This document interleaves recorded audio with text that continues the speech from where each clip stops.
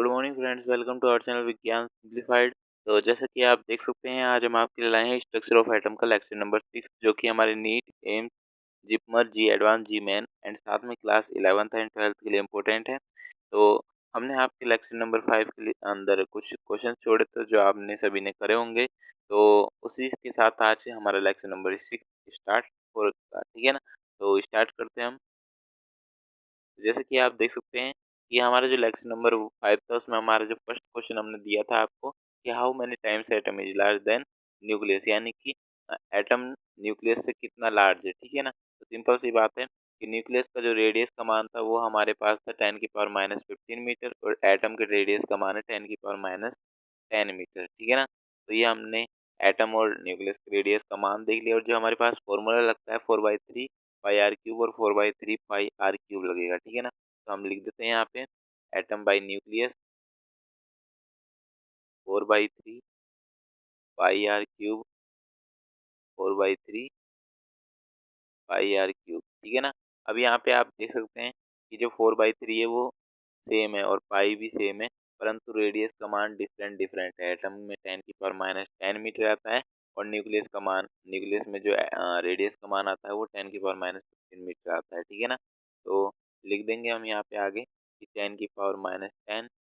Okay, तो मैं अलग पेज में लिख देता हूँ। तो लिख देते हैं यहाँ पे 10⁻10 का क्यूब और 10⁻15, क्योंकि आर क्यूब था वहाँ पे इसलिए क्यूब लेंगे हम यहाँ पे भी। तो ये हमारे पास जब इसका आंसर निकालते हैं 10⁻10 का क्यूब निकालते हैं, तो हमारे पास कितना आएगा 10⁻30 आ जाता है। और जब 15 का क्यूब निकालते हैं तो 45 आता है, ठीक है ना। तो 10⁻45। ओके, तो ये हमारे पास आंसर आ जाता है। जब इस 10⁻45 को जब आप ऊपर ले जाएंगे तो 10⁻45 में ये कन्वर्ट हो जाएगा, ठीक है ना। तो मैं ऊपर ले जाता हूँ इसे।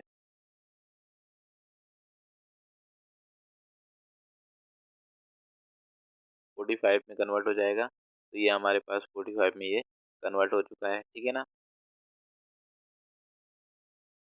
अब जब इसमें -30 में +45 ऐड करेंगे तो हमारे पास आंसर कितना आएगा 10⁻15 मीटर, ठीक है ना। तो ये हमारे पास कितना लार्ज होता है एटम न्यूक्लियस से, यानी कि यदि हम एक कोई क्रिकेट का मैदान लें तो क्रिकेट का मैदान क्या है, हमारे पास एटम है, और उसके अंदर जो रखी हुई बॉल है वो हमारे पास क्या हो जाएगा, न्यूक्लियस हो जाएगा, ठीक है ना। तो ये हमारा एक सिंपल सा इस उदाहरण के थ्रू आप समझ सकते हैं कि कितना बड़ा एटम होता है, ठीक है ना। तो यहाँ पे भी वही किया गया है, जैसे कि आप देख सकते हैं एटम और न्यूक्लियस। एटम का रेडियस का मान इतना था और न्यूक्लियस के रेडियस का मान इतना है। फॉर्मूला हमने यहाँ पे यूज किया 4/3 pi are cube, 4/3 pi are cube. जब 4/3 से 4/3 यहाँ पे कैंसिल हो जाएगा, और पाई से पाई कैंसिल हो जाएगा, और जो हमारे पास बचेगा वो बचेगा आर क्यूब, ठीक है ना। तो आर क्यूब का मान जैसे कि आप यहाँ पे देख सकते हैं, और जो हमारे पास आर क्यूब का मान आया वो आया 10⁻30 एटम के लिए, और न्यूक्लियस के लिए आया 10⁻45। 10⁻45 को जब आप ऊपर की साइड ले जाएंगे तो 10⁻45 में कन्वर्ट हो जाएगा, और जब इसमें आप ऐड करते हैं तो 10⁻15 इसका आंसर आ जाएगा, ठीक है ना। 10⁻15 मीटर आंसर आ जाएगा। तो इतना बड़ा होता है एटम। ओके, तो ये हमारा फर्स्ट क्वेश्चन था। सेकंड क्वेश्चन है हमारा डेंसिटी ऑफ न्यूक्लियस। तो न्यूक्लियस की डेंसिटी निकालने का फॉर्मूला हम सिंपल से लेंगे, D=mv। v का मान होता है 4/3 पाई आर क्यूब, ठीक है ना। तो find the density of nucleus of hydrogen atom were radius of nucleus is 10⁻13 centimetre, ठीक है ना। तो ये सिंपल सा फॉर्मूला था, यहाँ पे यूज करना था हमें कि मास बाई वॉल्यूम का यहाँ पे फॉर्मूला यूज करना था, ठीक है ना। जैसे कि आप देख सकते हैं कि जो हमारे पास हाइड्रोजन एटम दिया हुआ है यहाँ पे, ठीक है ना। क्या दिया हुआ है यहाँ पे, हाइड्रोजन एटम दिया हुआ है। हाइड्रोजन एटम जो कि प्रोटॉन आते हैं इसके अंदर, ठीक है ना। प्रोटॉन आते हैं, और प्रोटॉन का मास कितना होता है 1.67 इंटू 10⁻24, ठीक है ना। तो प्रोटॉन का मास ये होता है। ओके, तो प्रोटॉन का मास हमने यहाँ पे रख दिया, ठीक है। अब प्रोटॉन का मास 1.67 इंटू 10⁻24, ठीक है ना। तो ये हमने यहाँ पे ऊपर डी एम मास की जगह रख दिया, ठीक है ना। और जो हमारे पास वॉल्यूम है, वॉल्यूम क्या है 4/3। पाई का मान कितना होता है, पाई का मान होता है 3.14, ठीक है ना, 3.14। और आर का मान कितना है, आर का मान आप देख सकते हैं 10⁻13 सेंटीमीटर। 10⁻13 सेंटीमीटर हमने यहाँ पे आर की जगह रख दिया और उसका क्यूब ले लिया। तो सिंपल सी बात है, जो हमारे पास आंसर आया 4.16 आया, और इधर 10 की पावर 15 में कन्वर्ट हो जाएगा। ओके, तो जो हमारा टोटल आंसर आता है 0.4 इंटू 10 की पावर 15 आंसर आता है, ठीक है ना। तो हमने क्या कहा आपको कि जो हमारे पास मास बाई वॉल्यूम था, ठीक है ना, तो मास की जगह हमने 1.67 इंटू 10 की पावर -24 डाटा रख दिया है, जो कि हमारे प्रोटॉन के लिए यूज लिया जाता है, ठीक है ना। और वॉल्यूम की जगह हमने ले लिया 4/3 पाई, पाई यानी कि हमारे पास 3.14, और इसको हमने मल्टीप्लाई कर दिया 10 की पावर -13, इसका क्यूब लेंगे हम, ठीक है ना। तो मैं इसको अलग से लिख देता हूँ दोबारा, 1.67 इंटू 10 की पावर -24, और नीचे की साइड आएगा हमारे पास 4/3 इंटू 3.14, और इंटू 10 की पावर -13 का क्यूब, क्योंकि आर का मान 10 की पावर -13 है, तो आर क्यूब लेते हैं तो 10 की पावर -13 का क्यूब ले लेंगे। तो जो हमारे पास टोटल आंसर आएगा नीचे की साइड आएगा, वो आ जाएगा 4.16, ठीक है ना। जब आप कैलकुलेट करेंगे तो 4.16 आपके पास आंसर इसका आएगा, ठीक है ना। तो मैं दोबारा लिख देता हूँ यहाँ पे, 1.67 इंटू 10 की पावर -24, ठीक है ना।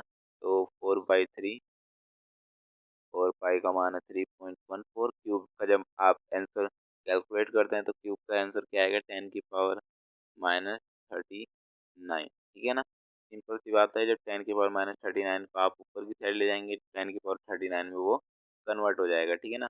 तो यहाँ पे हम लिखते हैं 1.67 इंटू 10 की पावर -24, और ऊपर की जाने पे वो 10 की पावर 39 में कन्वर्ट हो जाता है, और नीचे क्या बचा हमारे पास, 4/3 एंड इंटू 3.14, ठीक है ना। तो ऊपर की साइड हमारे पास आंसर क्या आ जाता है, 1.67 इंटू 10 की पावर 15, ओके। -24 है और +39 है, जब आप इसको ऐड करते हैं तो सिंपल सी बात है कि 15 है वहाँ पे आता है, और नीचे की साइड है हमारे पास 4/3 इंटू 3.14। जब इसको आप कैलकुलेट करेंगे तो हमारे पास टोटल आंसर आएगा 1.67 अपॉन 4.16, और इंटू 10 की पावर 15, ठीक है ना। और जब इसको आप कैलकुलेट करते हैं 0.4 इंटू 10 की पावर 15 आंसर आ जाता है, ठीक है ना। तो ये हमारा टोटल आंसर यहाँ पे आ जाता है। और जब आप 0.4 को लिखते हैं, 0.4 इंटू 10 की पावर 15, ठीक है ना, सिंपल सी बात है, ये पॉइंट के अंदर आ रहा है, तो पॉइंट को जब आप हटा देंगे यहाँ पे, तो 4 इंटू 10 की पावर 14, यहाँ पे ऐसे आंसर भी आप लिख सकते हैं, ठीक है ना। तो 4 इंटू 10 की पावर 14 ग्राम पर सीसी, ठीक है ना। तो ये हमारे पास इसका डेंसिटी का मान आ जाता है, ओके। तो ये हमारे न्यूक्लियस ऑफ हाइड्रोजन एटम के लिए डेंसिटी है, ओके। तो ये हमारा ऐसे कैलकुलेट किया जाएगा, जैसे कि आप देख ही चुके हैं। अब हम लेते हैं डिफेक्ट ऑफ रदरफोर्ड मॉडल, जैसे कि हमने लेक्चर नंबर 5 के अंदर रदरफोर्ड मॉडल देख लिया था, परंतु अब उसके कुछ डिफेक्ट्स भी हम देखते हैं कि उसके अंदर क्या क्या कमियां थी। तो फर्स्ट डिफेक्ट था उसके अंदर की, when electron revolve in the outer most orbit continuously loss the energy and finally jumped into the nucleus. Simple सी बात है, जब वो इलेक्ट्रॉन लगातार पूरी मतलब ऑर्बिट के चारों ओर घूमता रहेगा, तो वो लगातार एनर्जी को भी लॉस करता रहेगा, खोता रहेगा, ठीक है ना। तो एनर्जी को भी लूज करता रहेगा, सिंपल सी बात है। तो एक समय, एक टाइम ऐसा आएगा कि जब वो न्यूक्लियस के अंदर गिर जाएगा, ठीक है ना। सिंपल सी बात है, जो इलेक्ट्रॉन होगा, जो ऑर्बिट के चारों ओर रिवॉल्व कर रहा है, तो वो एनर्जी लॉस कर रहा है, और जब एनर्जी लॉस करता जाएगा तो एक टाइम ऐसा आएगा जब वो न्यूक्लियस के अंदर गिर जाएगा, जैसे कि आप यहाँ पे नीचे की साइड देख सकते हैं, ऐसे घूम घूम के वो एक टाइम ऐसा आ रहा है कि वो न्यूक्लियस के अंदर गिर जाता है, परंतु ऐसा नहीं होता है, ठीक है ना। ऐसा नहीं होता है, तो सिंपल सी बात है, इसका कारण उन्होंने नहीं बताया था, इसी कारण से ये इनका डिफेक्ट के अंदर लिया गया है, ठीक है ना। और सेकंड डिफेक्ट है कि when electron continuously loss the energy then its spectrum is to be continuous, but practically the spectrum of its atom is line spectrum। Simple सी बात है कि एक कोई सी भी प्रिज्म लीजिए, ठीक है ना, प्रिज्म के जब आप कोई लाइट देते हैं तो वो एक 7 रंग में डिवाइड हो जाती है, विब ग्योर के अंदर डिवाइड हो जाती है, ठीक है ना, विब ग्योर के अंदर, ठीक है ना, जिसमें वॉयलेट, इंडिगो, ये हमारे पास कलर्स आते हैं। तो सिंपल सी बात है कि वो 7 रंग्स में डिवाइड हो जाती है तो उसे हम क्या कहते हैं, उसे हम कहते हैं स्पेक्ट्रम, ठीक है ना। तो वो हमारे पास कंटिन्यूअसली स्पेक्ट्रम होता है, ठीक है ना, कंटिन्यूअसली स्पेक्ट्रम होता है। परंतु जब हम इलेक्ट्रॉन को देखते हैं तो इलेक्ट्रॉन के अंदर कंटिन्यूअसली स्पेक्ट्रम ना निकल के वहाँ पे लाइन स्पेक्ट्रम निकलता है। जो वो लगातार एनर्जी को लॉस करता रहेगा, तो सिंपल सी बात है उसके अंदर जो स्पेक्ट्रम निकलता है वो लाइन स्पेक्ट्रम निकलता है, कंटिन्यूअसली स्पेक्ट्रम की जगह वहाँ पे लाइन स्पेक्ट्रम निकलता है। सिंपल सी बात है, ऐसा क्यों होता है, तो इसके बारे में भी उन्होंने नहीं बताया था। ओके, यदि हम थर्ड डिफेक्ट की बात करें, थर्ड डिफेक्ट है कि this model do not given any idea about distribution of electron in the orbit. Simple सी बात है कि इलेक्ट्रॉन कहाँ पर रखना चाहिए, हमें कहाँ नहीं रखना चाहिए, यानी कि उसका डिस्ट्रीब्यूशन कहाँ होना चाहिए, तो इसके बारे में भी कोई आइडिया भी नहीं दिया। किसने, रदरफोर्ड ने। तो रदरफोर्ड ने इसके बारे में भी कोई आइडिया नहीं दिया था, इसलिए ये भी इनके डिफेक्ट में लिया गया है। ओके, तो ये हमारे पास रदरफोर्ड मॉडल के 3 डिफेक्ट थे जो कि आपको लर्न रखने, क्योंकि एग्जाम के अंदर कई बार पूछ लिए जाते हैं। फर्स्ट डिफेक्ट क्या था कि जब रिवॉल्व करता रहेगा तो वो लगातार कंटिन्यूअसली एनर्जी को लॉस करता रहेगा और फाइनली न्यूक्लियस के अंदर जंप कर जाएगा। और जब इलेक्ट्रॉन कंटिन्यूअसली एनर्जी को लॉस करता रहेगा तो स्पेक्ट्रम जो निकलना चाहिए था वहाँ पे लाइन स्पेक्ट्रम निकलता है कंटिन्यूअसली स्पेक्ट्रम की जगह। और थर्ड जो डिफेक्ट था वो था कि इन्होंने कोई सा भी आइडिया नहीं दिया था कि इलेक्ट्रॉन कहाँ पे डिस्ट्रीब्यूट हो। ओके, तो ये हमारे कुछ डिफेक्ट्स थे रदरफोर्ड मॉडल के। ओके, अब हम आते हैं एटॉमिक नंबर, ठीक है ना। तो एटॉमिक नंबर को हम जेड से रिप्रेजेंट करते हैं, ठीक है ना। किससे रिप्रेजेंट करते हैं, जेड से। और इसकी डिस्कवरी की थी मोजले ने, ठीक है ना। तो इसकी डिस्कवरी मोजले ने की थी। Numbers of protons present in the nucleus of atom is called atomic number. Simple सी बात है कि एटम के न्यूक्लियस में, एटम के न्यूक्लियस में प्रोटॉन्स के जितने भी नंबर होंगे वो हमारे पास एटॉमिक नंबर के अंदर गिने जाते हैं। Atomic number is the most fundamental property of an element. Simple सी बात है कि सबसे फंडामेंटल प्रॉपर्टी कौन सी होती है एलिमेंट की, एटॉमिक नंबर ही होती है। और because atomic number of two different elements are never same. Simple सी बात है, इसलिए होती है फंडामेंटल प्रॉपर्टी क्योंकि दो एलिमेंट की कभी भी एटॉमिक नंबर सेम नहीं होते हैं, इसलिए एटॉमिक नंबर को फंडामेंटल प्रॉपर्टी माना गया है। ठीक, सिंपल सी यहाँ पे बात है, ठीक है ना। तो हमने क्या बात करी कि एटॉमिक नंबर को जेड से रिप्रेजेंट करते हैं और ये नंबर ऑफ प्रोटॉन्स की संख्या होती है, ठीक है ना। यानी कि न्यूक्लियस के अंदर कितने प्रोटॉन्स पाए जा रहे हैं तो उसकी संख्या यहाँ पे पाई जाएगी। इसको मतलब एटॉमिक नंबर के अंदर प्रोटॉन्स की संख्या लेते हैं, ठीक है ना। तो इसकी डिस्कवरी किसने की थी, मोजले ने की थी। ओके, मोजले ने की थी। और यदि हम देखें कि ये फंडामेंटल प्रॉपर्टी क्यों है, क्योंकि यदि हम देखें कैल्शियम की तो कैल्शियम को 20, आर्गन को 18। तो यहाँ पे आप देख सकते हैं कि इनके जो एटॉमिक नंबर हैं वो सेम नहीं होते। कोई भी दो एलिमेंट ले लीजिए आप, तो दोनों एलिमेंट के वहाँ पे एटॉमिक नंबर कभी भी सेम नहीं होते हैं, इसलिए फंडामेंटल प्रॉपर्टी के अंदर ली जाती है, ठीक है। इसके बाद आप देख सकते हैं एटॉमिक मास, ठीक है ना। एटॉमिक मास क्या होता है, एटॉमिक मास को हम ए से रिप्रेजेंट करते हैं, sum of number of neutrons and protons. Simple सी बात है, प्रोटॉन्स की संख्या और न्यूट्रॉन्स की संख्या को जब आप जोड़ देते हैं तो वो हमारे पास क्या आता है, एटॉमिक मास आ जाता है, ठीक है ना। तो एटॉमिक मास आ जाएगा। तो इसको हम किससे रिप्रेजेंट करते हैं, ए से रिप्रेजेंट करते हैं। तो एटॉमिक मास के अंदर प्रोटॉन और न्यूट्रॉन की संख्या दोनों आ जाती है, ठीक है ना। तो सिंपल सी बात है कि sum of number of neutrons and protons are called atomic mass. Atomic weight आप देख सकते हैं कि जिसमें न्यूट्रॉन, प्रोटॉन और इलेक्ट्रॉन तीनों की संख्या को जोड़ लिया जाए, सम ऑफ कर दिया जाए, तो वो हमारे पास एटॉमिक वेट हो जाता है।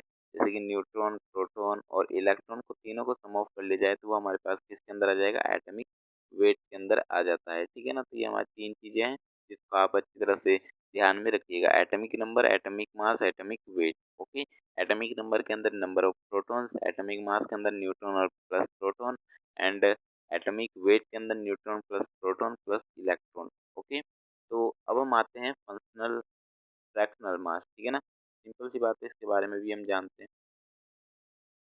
तो जैसे कि आप देख सकते हैं फ्रैक्शनल मास, आइसोटोपिक मास, ठीक है ना। In nature two isotopes of chlorine is present. जैसे कि आप देख सकते हैं क्लोरीन के हमारे पास दो आइसोटोप्स होते हैं, एक तो आप ये देख सकते हैं और एक हमारे पास ये वाला होता है, ठीक है ना। तो इसका रेशियो दे रखा है यहाँ पे 3:1।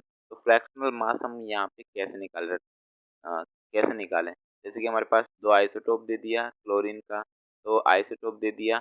अब यहाँ पे रेशियो भी बता दिया कि 3:1 में ये पाया जा रहा है। तो इसका हम मतलब फ्रैक्शनल मास कैसे कैलकुलेट करेंगे, ठीक है ना। तो सिंपल सा आंसर है यहाँ पे, कैसे कैलकुलेट करेंगे, जब आप यहाँ पे आप देख सकते हैं कि 3:1 दे रखा है, ठीक है ना, यानी कि 3+1 कर लीजिए, तो टोटल आपका कितना आ गया, 4 आ गया, ठीक है ना। तो यहाँ पे 4 आ गया डिनोमिनेटर के अंदर, ठीक है ना। तो सिंपल सी बात है, 4 नीचे की साइड आ जाता है, ओके। और ऊपर कितना था हमारे पास, तो आप यहाँ पे देख सकते हैं कि जो इसका मास था वो था 35, ठीक है ना। 35 मास था, और कितने से मल्टीप्लाई करना पड़ेगा, 3 से मल्टीप्लाई करना पड़ेगा, क्योंकि इसका जो रेशियो पाया जा रहा है वो 3 पाया जा रहा है। तो 35 को 3 से मल्टीप्लाई करना पड़ेगा और डिवाइड करना पड़ेगा 4 से, ठीक है ना। सिंपल सी बात है, इसका हम फ्रैक्शनल मास निकाल रहे हैं, ठीक है ना। फ्रैक्शनल मास या एवरेज मास भी इसे कहते हैं, ठीक है ना। तो एवरेज मास या फ्रैक्शनल मास या आइसोटोपिक मास भी इसे कहा जा सकता है। तो ये तीनों ही चीज आप देख लीजिए कि कैसे निकालते हैं। तो हमने कहा कि जो हमारे पास क्लोरीन है, एक तो 1735,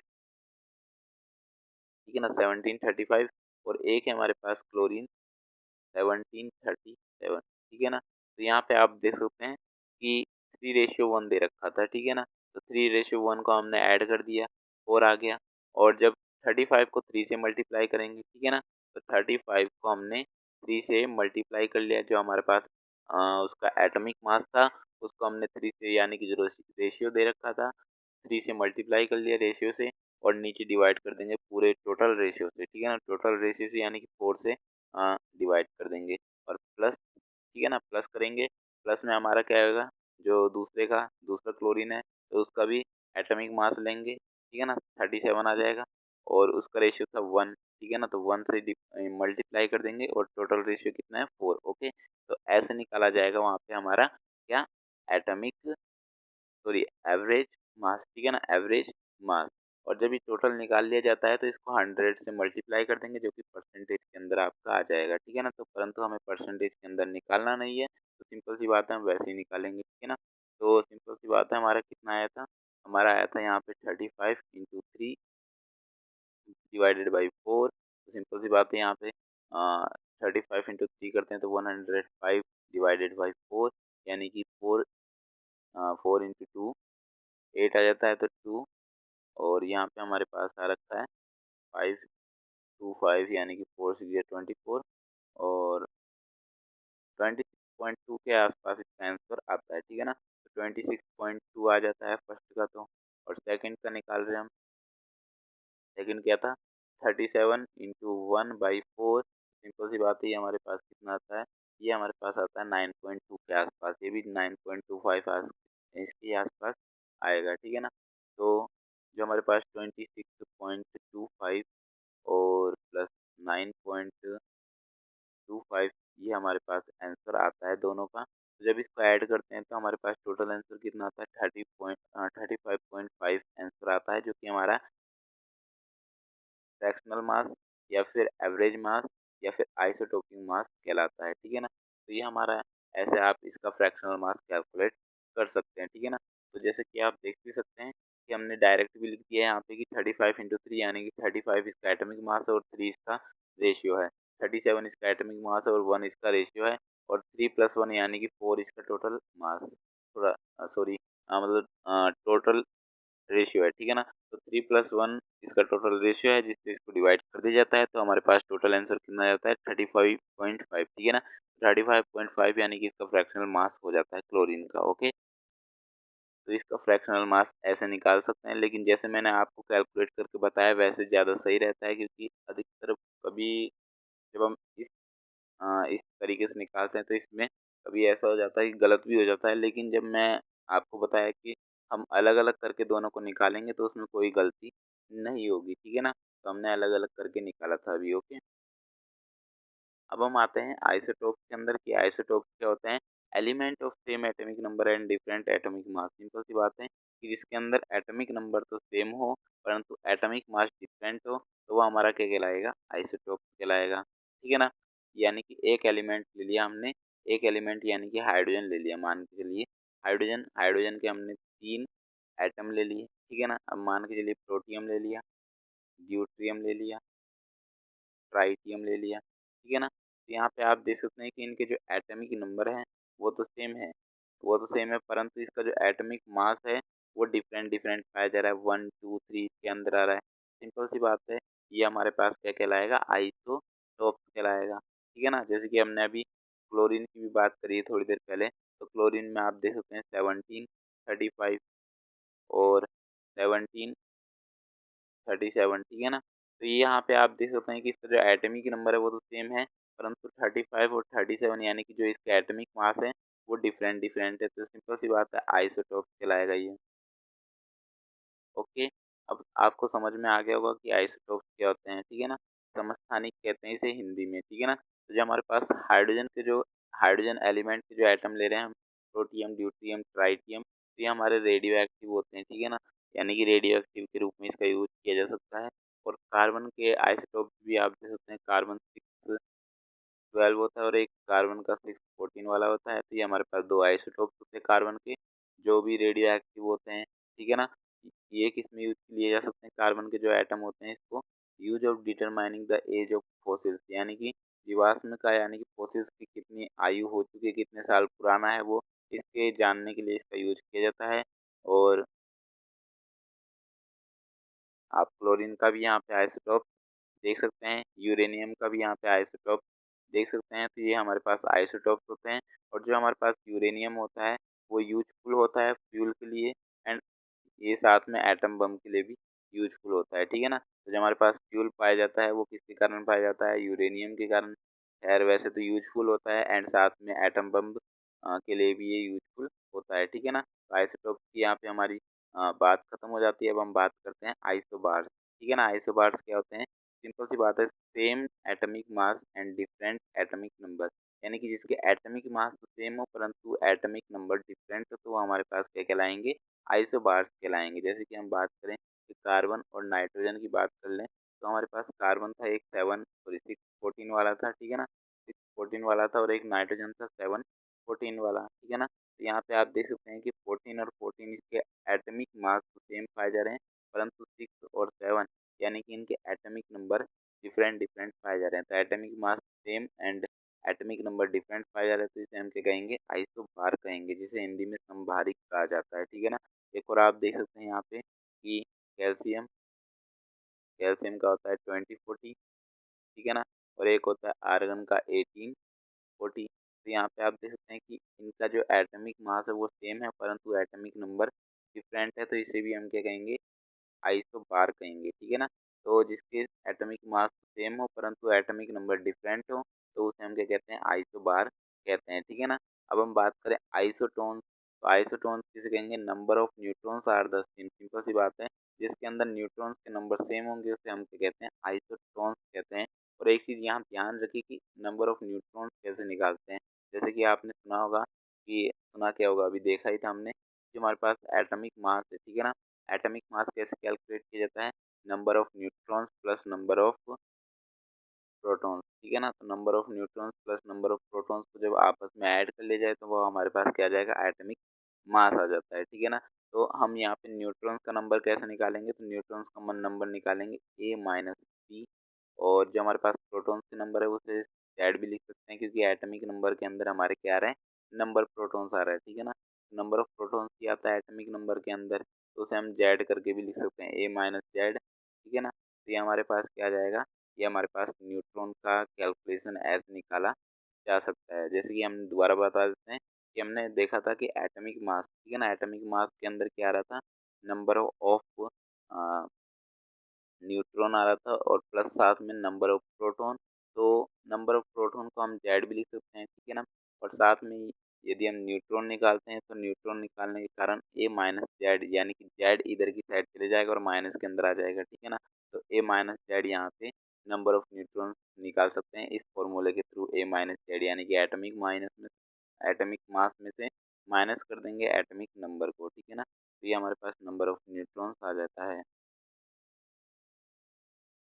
तो जिसमें नंबर ऑफ न्यूट्रॉन सेम होते हैं तो वो हमारे पास क्या कहलाते हैं, आइसोटोन्स कहलाते हैं, ठीक है ना। सिंपल सी बात है कि जैसे हाइड्रोजन ले लिया, हीलियम ले लिया, या फिर सिलिकॉन फॉस्फोरस सल्फर को ले ले, तो एक बढ़िया एग्जांपल है सिलिकॉन फॉस्फोरस और सल्फर, ठीक है ना।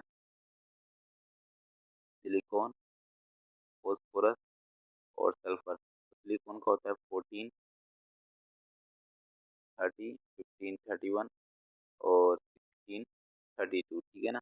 जब आप देखते हैं कि ए माइनस जेड करेंगे यानी कि 30 माइनस 14 करते हैं तो हमारे पास यहाँ पे 16 आंसर आएगा। और जब 31 माइनस 15 करेंगे तो यहाँ पे भी 16 आंसर आएगा। और 32 माइनस 16 करते हैं तो यहाँ पे भी 16 आंसर आता है। तो सिंपल सी बात है कि नंबर ऑफ न्यूट्रॉन्स यहाँ पे 16 आ रहे हैं, सेम टू सेम आ रहे हैं। तो सिंपल सी बात है कि ये हमारे पास क्या जाते हैं, आइसोटोन्स हो जाते हैं। हाइड्रोजन और हीलियम में भी आप देख सकते हैं, हाइड्रोजन का हमने लिया 1 3 और हीलियम का लिया 2 4, ठीक है ना। तो जब आप 4 में से 2 को माइनस करेंगे तो 2 आएगा हीलियम के अंदर। और हाइड्रोजन के अंदर भी 3 में से यानी कि एटॉमिक मास में से एटॉमिक नंबर को माइनस कर रहे हैं, यानी कि 3 में से 1 को माइनस कर रहे हैं तो वहाँ पे भी 2 आएगा। तो सिंपल सी बात है कि वो हमारे आइसोटोन्स हो गए, ठीक है ना। आइसो इलेक्ट्रॉनिक भी देख सकते हैं यहाँ पे कि आइसो इलेक्ट्रॉन्स क्या होते हैं कि सम नंबर ऑफ इलेक्ट्रॉन्स, ठीक है ना, यानी कि जिसमें सेम नंबर ऑफ इलेक्ट्रॉन्स पाए जाएं, इलेक्ट्रॉन्स की संख्या सेम हो तो वो हमारे पास क्या होगा, आइसो इलेक्ट्रॉन्स होंगे। जैसे कि यहाँ पे देख सकते हैं N2 और CO2 हमारे पास सेम इसके अंदर इलेक्ट्रॉन्स की संख्या है तो ये हमारे पास आइसो इलेक्ट्रॉन्स हो जाते हैं, ठीक है ना। तो ये CO2 और N2O, ठीक है ना, तो यहाँ पर हमारे ये आइसो इलेक्ट्रॉन्स हो जाते हैं। Okay, isospheres isospheres are species in which number of atom and number of electrons are same, ठीक है ना, यानी कि जिसके अंदर एटम और इलेक्ट्रॉन्स के नंबर सेम हो तो वो हमारे पास क्या कहलाएंगे, आइसोस्फीयर्स कहलाएंगे। जैसे कि हम एक वही एग्जांपल ले लेते हैं CO2 और N2O की। तो इसमें हमारे आइसो इलेक्ट्रॉन्स ऐसे थे क्योंकि इसके अंदर नंबर ऑफ इलेक्ट्रॉन सेम थे, ठीक है ना, तो इसीलिए हमने आइसो इलेक्ट्रॉन में रखा। तो जैसे कि आइसो इलेक्ट्रॉन में हमने इसलिए रखा क्योंकि इसके अंदर नंबर ऑफ इलेक्ट्रॉन सेम थे। ऑक्सीजन का होता है 8 और 2 है इसलिए 2 ऑक्सीजन है इसलिए हम 2 से मल्टीप्लाई कर देंगे, 16 आ गया। और जब हमारे पास कार्बन का होता है 6 होता है, 16 प्लस 6 यानी कि 22 इलेक्ट्रॉन्स इसमें भी पाए जा रहे हैं, ठीक है ना, 22 इलेक्ट्रॉन्स इसमें पाए जा रहे हैं। और यदि हम बात करें नाइट्रोजन N2O की, तो N2O के अंदर हमारे 7 इंटू 2 इज इक्वल टू 14 और 8 इसका होता है ऑक्सीजन का, तो 14 प्लस 8 इज इक्वल टू 22 आ जाएगा। तो 22 इसके अंदर पाए जा रहे हैं, सेम टू सेम यहाँ पे इलेक्ट्रॉन्स पाए जा रहे हैं इसलिए ये क्या है, आइसो इलेक्ट्रॉन्स के अंदर लिया गया है। परंतु हम बात कर रहे हैं आइसो स्फीयर की बात कर रहे हैं, तो आइसो स्फीयर के अंदर नंबर ऑफ एटम भी सेम होने चाहिए, ठीक है ना, नंबर ऑफ इलेक्ट्रॉन सेम होएगा परंतु उसके साथ साथ नंबर ऑफ एटम भी सेम होने चाहिए। तो CO2 में C है एक और 2 O है, ठीक है ना, तो यहाँ पे टोटल कितने हैं, 3, ठीक है ना। और यदि हम बात करें नाइट N2O की बात करें तो N2O की हमारे पास क्या होता है, दो तो N है और एक हमारे पास O है, ठीक है ना। सिंपल सी बात है, 3 हमारे पास यहाँ पे एटम पाए जा रहे हैं। ओके, तो इसमें भी एटम के नंबर 3 है, इसमें भी हमारे पास एटम के नंबर 3 है, इसमें इलेक्ट्रॉन के नंबर 22 है तो इसमें भी 22 है, यानी कि यहाँ पे एटम और नंबर ऑफ इलेक्ट्रॉन सेम पाए जा रहे हैं इसलिए हमारे पास किसके अंदर लिए जाएंगे, आइसो स्फीयर्स के अंदर लिए जाएंगे, ठीक है ना। यदि हम बात करें आइसो डायफ्रिज क्या होता है, तो आइसो डायफ्रिज के बारे में भी आप जान सकते हैं कि are the species in which difference number of neutrons and protons are same, ठीक है ना, यानी कि सिंपल सी बात है कि number of neutrons and proton का जो डिफरेंस होगा वो सेम होना चाहिए, ठीक है ना। जैसे कि हम बात करें यूरेनियम और थोरियम की, ठीक है ना, यूरेनियम का आप देख सकते हैं यहाँ पे 92 और 235 इसका एटॉमिक मास लिया गया है। थोरियम का आप 90 यहाँ पे एटॉमिक नंबर और 231 इसका एटॉमिक मास देख सकते हैं, ठीक है ना। तो नंबर ऑफ यहाँ पे न्यूट्रॉन्स कितना है, 143, ठीक है ना, 235 ये इसका एटॉमिक मास है। और इसमें से 92 को माइनस करेंगे, एटॉमिक नंबर को माइनस करेंगे तो हमारे पास क्या आ जाएगा, न्यूट्रॉन्स के नंबर आ जाते हैं। तो 5 में से 2 गया 3 और 13 में से 9 गया 4, तो ये हमारे पास 40 और यहाँ पे 1 बचा, ठीक है ना, तो 143 इसका न्यूट्रॉन्स का नंबर आ गया। और प्रोटॉन की बात करें तो प्रोटॉन हमारे पास टोटल एटॉमिक नंबर को ही हम प्रोटॉन कहते हैं, सिंपल सी बात है 92 इसके अंदर प्रोटॉन है। तो न्यूट्रॉन माइनस प्रोटॉन करना है हमें, ठीक है ना, न्यूट्रॉन में से प्रोटॉन को माइनस करना है यानी कि डिफरेंस करना है इनमें से। तो न्यूट्रॉन के अंदर से प्रोटॉन को माइनस कर देंगे तो हमारे पास 51 इसका डिफरेंस आ रहा है, ठीक है ना, 51 इसका डिफरेंस आ रहा है। अब हम थोरियम की बात भी करते हैं, थोरियम में से भी 231 से 90 को माइनस करते हैं तो 141 आता है जो कि न्यूट्रॉन्स की संख्या है और प्रोटॉन की संख्या 90 है। और इसका जब डिफरेंस लेते हैं इसका डिफरेंस भी 51 आता है। तो यहाँ पे डिफरेंस करने पे जो नंबर आ रहे हैं वो 51 आ रहे हैं, ठीक है ना, जो कि हमारे सेम है, ठीक है ना। तो वैसे ही यहाँ पे बताया गया है कि आइसो डायफ्रिज क्या होते हैं, न्यूट्रॉन्स और प्रोटॉन्स का जो डिफरेंस आना चाहिए वो सेम आना चाहिए, उसी को हम क्या कहेंगे, आइसोडायफ्रिज कहेंगे। तो इतना कैलकुलेशन होता है इसमें आइसोडायफ्रिज में, ठीक है ना। तो हमारे पास आइसोडायफ्रिज हो जाते हैं। अब ये लास्ट का है आइसोमॉर्फ, ठीक है ना। आइसोमॉर्फ क्या होते हैं, सेम क्रिस्टलाइन स्ट्रक्चर, यानी कि जिसके अंदर क्रिस्टलाइन स्ट्रक्चर सेम होना चाहिए, ठीक है ना। ऐसा मतलब कोई सा भी स्पीसीज जिसका क्रिस्टलाइन स्ट्रक्चर सेम होता है तो वो हमारे पास किसके अंदर आएंगे, आइसोमॉर्फ के अंदर आ जाते हैं। और जितने भी एलम्स होते हैं वो कौन होते हैं, आइसोमॉर्फ होते हैं, ठीक है ना। जैसे कि आप नीचे देख सकते हैं एग्जांपल दिया गया है K2SO4 डॉट Al2SO4 का होल थ्राइस डॉट 24H2O, ठीक है ना। तो ये हमारे पास पोटेशियम एलम है, और नीचे आप देख सकते हैं K2SO4 Cr2SO4 का होल थ्राइस एंड 24H2O, ठीक है ना। तो ये हमारे पास क्रोम एलम है, ठीक है ना। तो यहाँ पे आप देख सकते हैं कि इसमें K2SO4 सेम है, Al2 2 है, ठीक है ना, और Cr भी 2 है, ठीक है ना। तो सिंपल सी बात है, दोनों की संख्या सेम है। ओके, SO4 का भी नंबर सेम है, H2O का भी, यानी कि वाटर मॉलिक्यूल भी सेम है। तो सिंपल सी बात है, ये हमारे पास क्रिस्टलाइन स्ट्रक्चर का कैसा होगा, सेम होगा, ठीक है ना। तो ये हमारे पास आइसोमॉर्फ के अंदर आ गया। आप नीचे भी देख सकते हैं COSO4 और MnSO4 में कोई अंतर दिख रहा है, नहीं दिख रहा, परंतु एक अंतर जरूर दिख रहा है।